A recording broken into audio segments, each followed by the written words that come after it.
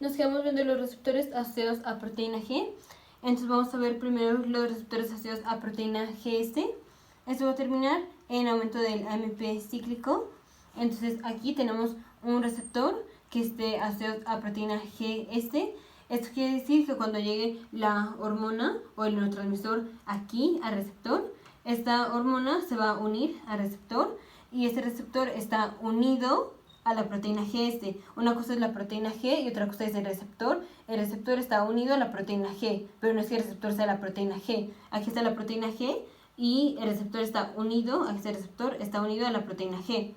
Ahora vamos a ver la proteína GS. Entonces tenemos la proteína G, tiene tres subunidades, la alfa, la beta y la gamma, y aparte está unido a un GDP.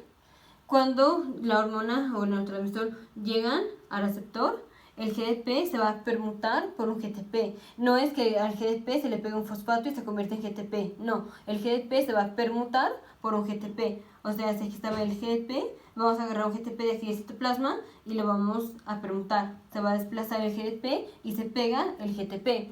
Ahora ya tenemos activada la proteína G. Luego se van a dividir la subunidad gamma y beta de la subunidad alfa y del GTP. Entonces, por un lado tenemos la subunidad alfa, la subunidad beta y gamma, y por otro lado tenemos la subunidad alfa con su GTP que se le acaba de pegar. Ahora aquí vamos a tener la proteína o la enzima de lactociclasa. Esta enzima está pegada a la membrana y esta enzima va a estar activada por el GTP y por la subunidad alfa. Entonces, la subunidad alfa y el GTP activan a la de lactociclasa y esta enzima lo que hace es que agarra al ATP y lo va a convertir en AMP cíclico. O sea, le quita dos fosfatos y aparte hace un anillo en la configuración del AMP. Entonces tenemos AMP cíclico. Ahora el AMP cíclico va a activar la proteína quinasa A. La proteína quinasa A es un complejo de 4 subunidades, son 2 subunidades, 2 reguladoras y 2 catalíticas. Se necesitan 4 moléculas de AMP cíclico para liberar a las 2 cadenas catalíticas. O sea, tenemos 2 cadenas o 2 subunidades catalíticas y 2 subunidades reguladoras. Si queremos separarlas, entonces para separar las 2 subunidades catalíticas de las 2 subunidades reguladoras, vamos a necesitar que 4 ATPs, que 4 AMP cíclicos, se unan a este complejo de la proteína quinasa A. Entonces, ya si se unen, ya separamos las 2 subunidades reguladoras y las 2 subunidades catalíticas. Entonces ya tenemos activada a la proteína quinasa A. La parte de las unidades catalíticas son las que van a tener la actividad de la quinasa. Si es quinasa, quiere decir que van a pegar fosfato. Entonces la proteína quinasa A, ya la parte catalítica, va a andar pegando fosfatos a enzimas o a factores de transcripción. Aquí tenemos el ejemplo de los factores de transcripción. Aquí la proteína quinasa A le pegó un fosfato a esta molécula que es un factor de transcripción, el Cyclic AMP Response Element Binding Protein, el CREB. Esto es un factor de transcripción. Recordemos que factor de transcripción quiere decir que es una proteína que se va a unir al ADN y al unirse al ADN, a una secuencia específica del ADN, esto va a hacer que sea más fácil que la ADN polimerasa o que la RNA polimerasa se una al gen que va a sintetizar el RNA. Entonces esto promueve la expresión de genes o promueve la formación de RNA mensajero. Entonces aquí tenemos el CREB. El CREB pasa al núcleo, se va a unir a una secuencia específica del DNA. Aquí tenemos esa secuencia específica del DNA a la que se une el CREB. Va a ser el Cyclic Response Element, Cyclic AMP Response Element. Esto, Cyclic AMP Response Element, es una secuencia de DNA. Y esa secuencia de DNA se va a unir el CREB, el Cyclic AMP Response Element Binding Protein, que ya fue fosforilado por la proteína quinasa A.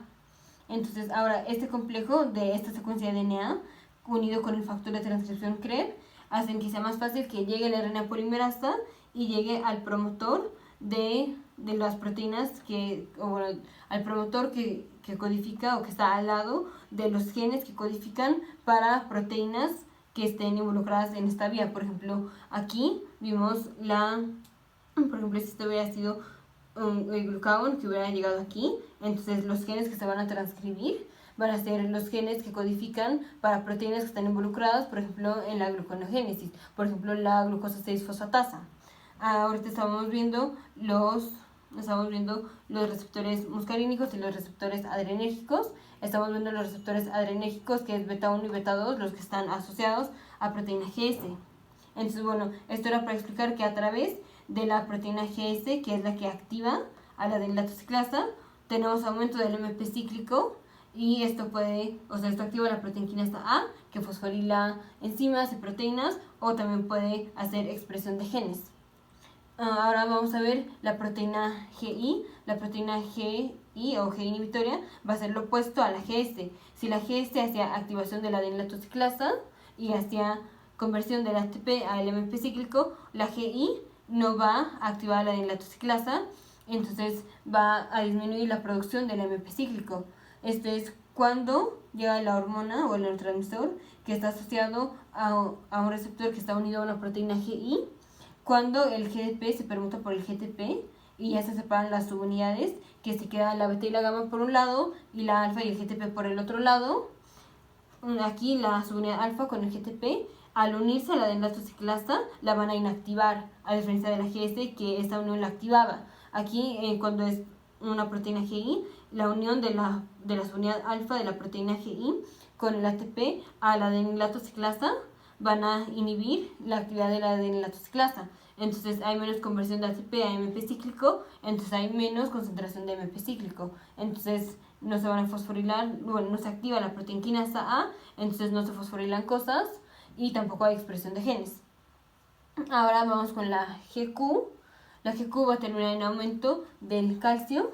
Entonces aquí tenemos un receptor, está asociado a la proteína GQ. Igual esta proteína tiene 3 subunidades, igual está unida a un GDP. Cuando llega la hormona o el neurotransmisor, el GDP se permuta por un GTP y igual se separa la subunidad beta y la gamma de la alfa y el GTP. La subunidad alfa y el GTP van a activar a la fosfolipasa C.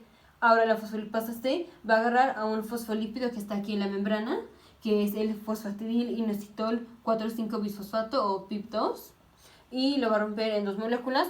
Una va a ser diacilglicerol y la otra va a ser inositol trifosfato, inositol 1,4,5-trisfosfato o IP3. Ahora el IP3 va a llegar al retículo endoplásmico o retículo sarcoplásmico, es lo mismo. Un retículo endoplásmico liso y retículo sarcoplásmico es lo mismo. Y esto va a hacer que el calcio que está en el retículo endoplásmico listo se salga al citoplasma. Entonces esto hace aumento de la concentración de calcio en el citoplasma. Ahora el calcio, junto con la molécula de diacilglicerol, que vino de que se rompió el fosfatidilinositol 4,5-bisfosfato, aquí tenemos el calcio y el diacilglicerol, van a activar a la proteína quinasa C. Y la proteína quinasa C va a hacer aumento, bueno, como es quinasa, entonces también fosforila cosas y también va a hacer aumento de la expresión de genes. Entonces, aquí para acordarnos, la que es GS hace activación de la adenilatoxiclasa y hace producción de AMP cíclico que activa a la proteína quinasa A. Aquí en la GQ tenemos la subunidad alfa y el GTP activan a la fosfolipasa C. Entonces aquí, digamos, el equivalente de la adenilatoxiclasa es la fosfolipasa C. Aquí el segundo mensajero era el AMP cíclico. Aquí de segundos mensajeros tenemos el inositol 1,4,5-trisfosfato, el diacilglicerol y el calcio. Aquí terminamos de la activación de la proteína quinasa A, que es la que fosforila cosas o que promueve la expresión de genes a través de fosforilación de factores de transcripción. Y aquí tenemos activación de la proteína quinasa C. Entonces nos acordamos con proteína GQ, es proteína quinasa, bueno, es fosfolipasa C, tiene que ver con el calcio que tiene C y hace activación de la proteína quinasa C. Entonces esto estaba relacionado con los receptores adrenérgicos y muscarínicos de la vía del simpático y bueno, del parasimpático. Dijimos los muscarínicos que acaban en terminación non, como el M1 y el M3, van a estar asociados a receptores que están unidos a proteína GQ. Entonces, si tenemos aquí acetilcolina y este es un receptor M3 o M1, va a activar la fosfolipasa C, la fosfolipasa C rompe al PIP2 en IP3 y diacilglicerol, se libera el calcio y hace activación de la proteína quinasa C. Y esto va a ser lo que promueva que el órgano blanco haga lo que haga, por ejemplo, haga contracción del músculo o lo que sea que haga, pero es a través de estos procesos bioquímicos. Ahora, si tenemos un receptor muscarínico, digamos M2 y M4, estos estaban asociados a proteína G inhibitoria, GI. Entonces, aquí llega la acetilcolina, este es un receptor M2, entonces va a estar asociado a proteína GI. Esto va a hacer que cuando se separen las unidades beta y gamma de la alfa y el GTP va a desactivar o a inactivar a la adenilatoxiclasa. Entonces esto impide la formación de AMP cíclico y entonces este inhibe los procesos de la célula. Esto es M2 y M4 de los receptores muscarínicos. Y también el alfa 2, el receptor adrenérgico alfa 2 está asociado a proteína G inhibitoria. El alfa 2 del alfa 1 estaba asociado a proteína GQ, como lo vimos con el muscarínico M1 y M3. Y por último, los receptores beta adrenérgicos, beta 1 y beta 2, los dos están asociados a proteína GS. Entonces, cuando llega ya sea la epinefrina o la norepinefrina, los dos tienen receptores adrenérgicos. Si ese receptor ya sea para epinefrina o norepinefrina es tipo beta, y ya sea beta 1 o beta 2, entonces va a estar asociado a proteína GS. Entonces, al unirse la epinefrina o la norepinefrina al receptor, esto va a ser el cambio de GDP a GTP. Se separan las unidades beta y gamma de la alfa y el GTP. La subunidad alfa y el GTP van a activar a la adenilatoxiclasa y esto va a hacer formación o conversión de ATP a AMP cíclico. Y esto activa la proteína quinasa A y entonces ya tenemos fosforilación de cosas y tenemos expresión de genes. Entonces, siempre que digamos que estamos hablando del simpático y del parasimpático, por ejemplo, aquí tenemos el parasimpático, la neurona preganglionar libera acetilcolina a la neurona postganglionar y la neurona postganglionar libera acetilcolina al órgano blanco. El órgano blanco tiene receptores ya sea M3 o M1, entonces aquí pensamos toda esta vía que vimos de la fosfolipasa C y la proteína quinasa C, esto pasa aquí adentro del órgano blanco. Si fuera M2 y M4, entonces tenemos inhibición de la adenilatoxiclasa y no tenemos formación de AMP cíclico. Toda esa vía que vimos de G inhibitoria hay que pensarla aquí cuando decimos que son receptores asociados o receptores muscarínicos M2 y M4. O sea, toda esa bioquímica que vimos hay que pensarla aquí cuando nada más decimos que le llega la acetilcolina al órgano blanco. Aquí igual, si vemos el simpático, si tenemos ya sea norepinefrina o epinefrina, los receptores del órgano blanco, si son del tipo beta, van a estar asociados a proteína GS. Entonces esto va a terminar en la conversión de ATP a AMP cíclico. Entonces toda esa cadena de procedimientos que vimos, esa cascada de procedimientos que vimos de cómo pasamos de ATP a AMP cíclico y luego proteína quinasa A y la expresión de genes. Entonces hay que pensarlo cuando decimos que la norepinefrina o la epinefrina llegan al órgano blanco y los receptores del órgano blanco para la norepinefrina o para la epinefrina fue un receptor adrenérgico tipo beta, ya sea tipo beta 1 o beta 2.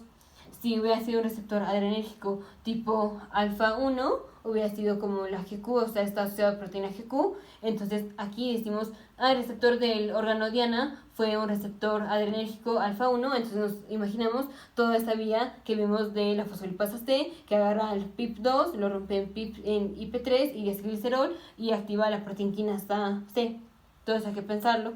Y cuando si hubiera sido un receptor adrenérgico tipo alfa 2, este está asociado a proteína GI, entonces esto va a ser inhibición de la adenilatoxiclasa. Entonces aquí en el órgano blanco, si decimos son receptores adrenérgicos para la norepinefrina o para la epinefrina tipo alfa 2, entonces tenemos disminución de la conversión de ATP a AMP cíclico. Y así es como el órgano diana va a hacer o va a terminar en lo que la respuesta que tenga va a ser a través de estos receptores asociados a proteína G.